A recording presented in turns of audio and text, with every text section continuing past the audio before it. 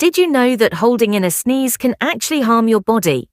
A sneeze can travel up to 100 miles per hour or 160 kilometers per hour. And when you hold it in, all that force has to go somewhere. Suppressing a sneeze can damage your eardrums, leading to hearing problems, or even cause a rib to break from the pressure. Your body uses sneezing to expel irritants, so the safest thing to do is let it out. Next time you feel a sneeze coming, don't hold back. It's your body's way of protecting itself.